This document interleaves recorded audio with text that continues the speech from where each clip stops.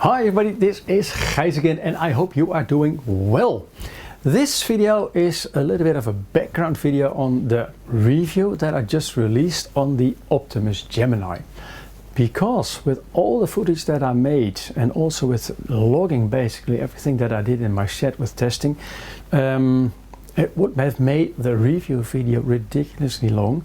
So I thought, well, I'll tell a little bit in the review how I did my testing, but I'll just do a separate video for those of you who really want to know in depth how I work as an independent reviewer. Now, if this is the first time, by the way, that you tuned into my channel, my name is Gijs. I am a Dutch outdoor gear reviewer and sometimes I do gadgets like DJI drones or the Pocket 2 that shot basically everything that I tested here in my shed. Every image, every situation has been logged with the P2, and sometimes I do trekking bikes as well. So if you like what I do at the end of this video, then please give it a like and leave a comment below, and also please subscribe to my channel. Now that said, let's continue with how I tested the Optimus Gemini stove. When I test, I want to know basically two things, and that is the boiling time, how fast or how short is it possible to boil 1 liter of water, and of course also the gas consumption.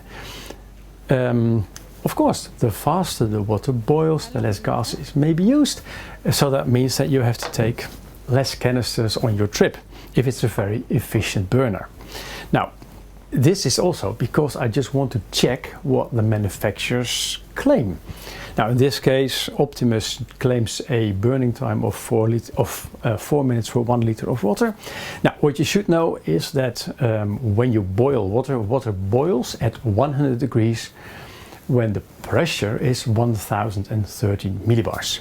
Now when I was doing the testing, and I did this in a couple of days on row, the pressure at where I live was 1050 millibars, so the measurements cannot be that far off to the basically ideal circumstances.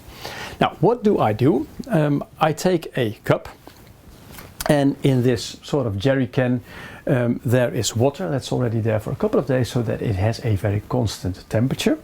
I simply take the hose and now that I fill the cup with water, more than 1 liter, mostly 1200 milliliters. And what I do next is let me take this one off. I take a pan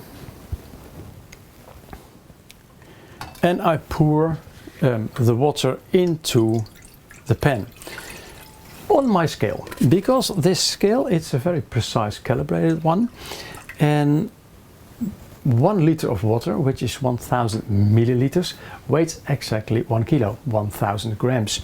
So with the scale I measure the amount of water that I put into the pan, because this is the most precise method.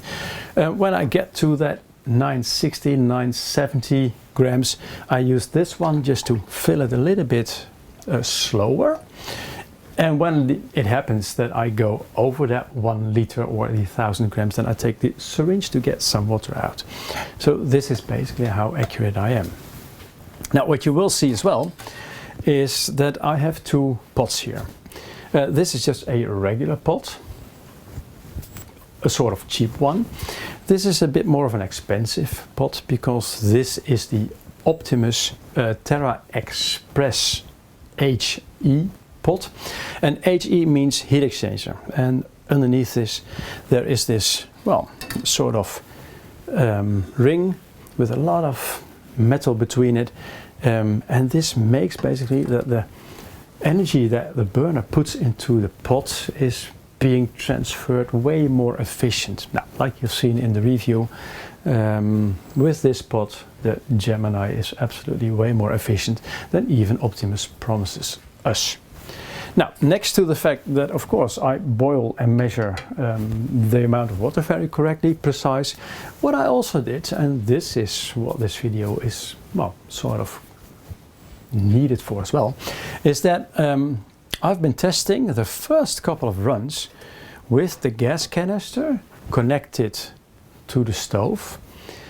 I can re-zero the scale, and when I light the stove, gas is being used, so that means a decrease in weight in the gas canister. And because this scale also goes in the minus numbers, I could measure quite well the amount of gas that was used. Now, then, if you've seen the video, you saw the fire that happened. It was quite a pity that the P2 was not recording at that moment, but I switched it on immediately when the fire happened, so I've got some decent footage on this. But you've seen in the video that the valve, the right one, was not in this position, but it was in the transport position. Now, I will put it in the correct position immediately, because in the transport position, what happens is that the regulators, the valves, are not totally closed, so a little bit of gas is being released when you've got the gas canister connected. Now, I was simply lucky that when I had this one in the transport position and I lit this burner, that nothing really happens, because this burner takes so much gas that very little gas is being transferred to that one, so you can hardly lit that one, so nothing happened. But of course it's not how it's, in my opinion, how it should be. I think that in what position, if you have the transport position, the valve should be closed. I state this in my video. If you didn't see it, watch it, because I think it's interesting. If you like the outdoors, it should be interesting to you as well. Now, from that mistake, all the data that I collected, yes, I read it again, and then what I did, I put it of course in the correct position, and I tested it in a different way. Because what I did next was just take a fresh gas canister. Now this one is almost empty by now. What I did is just like re-zero, put it on the scale, then connect it to the gas hose. And yes, when you connect it, you will hear a little pff, because of a little bit of gas that is being released at the twisting moment. Then I did the test, then I disconnected it, then you hear another pff again, and then I weighed it, of course, the gas canisters again, and then I know how much gas is actually consumed to get 1 liter of water to 100 degrees. Now, I took the first testing numbers with basically the cartridge on the scale with the hose connected, together with the second measurements, and I did about 12 in total with both pots. Yes, the way of putting it on the scale connected to the hose, it was not the most accurate one, because it took about 1.5 gram gas more. So this is actually the better way to measure it, although you've got this double moment of releasing some gas when you connect and disconnect the gas canister.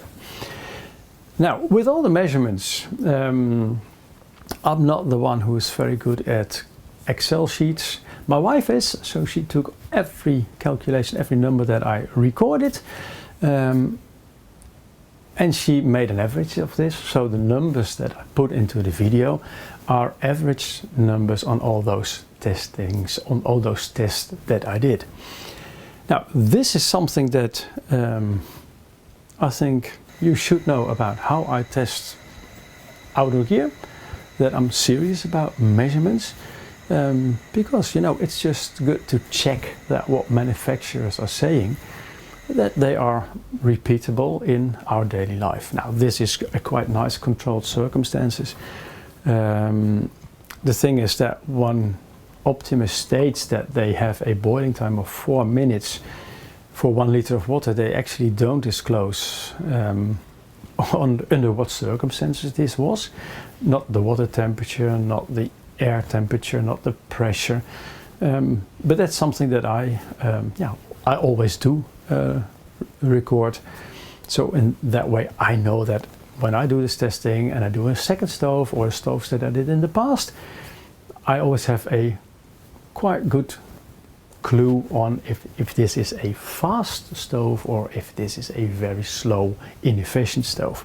Like I said in the review, this is one of the most efficient stoves that I've tested, but it's not the most convenient one, and it's also, in my opinion, not the most safe one.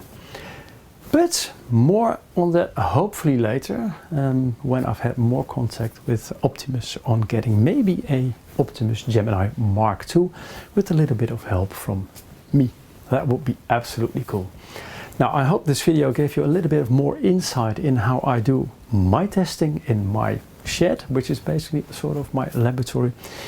Just for the record, those are totally empty. They're just there for the decoration. And over there is a fire extinguisher. So things sometimes do go wrong. I do welding in this shed as well as a lot of other stuff with grinders. But you know, safety always first. Now, if you like this video, then please give it a like and also leave a comment below. And also, if you've got any questions, remarks or suggestions, please use the comment section, because that's what it's for, and I'm more than happy to answer everything that you can throw at me. Now, if you want to help me, then please subscribe to my channel, because with more subscribers, I feel my work is getting more, well, rewarded basically, because I'm not earning anything with these reviews, except from a little money from YouTube because of the pre-roll advertisements. But I like to do my work independent, so manufacturers are not going to pay me for my reviews. Thank you for watching, enjoy the outdoors, and I hope to see you the next time. Ciao, ciao! And now, I don't know how long this take was, but since I have my smartphone here, that is connected to my new DJI Ronin SC2, which is a gimbal that supports my Panasonic GH5, I see that this was still a video of 12 minutes. Bye.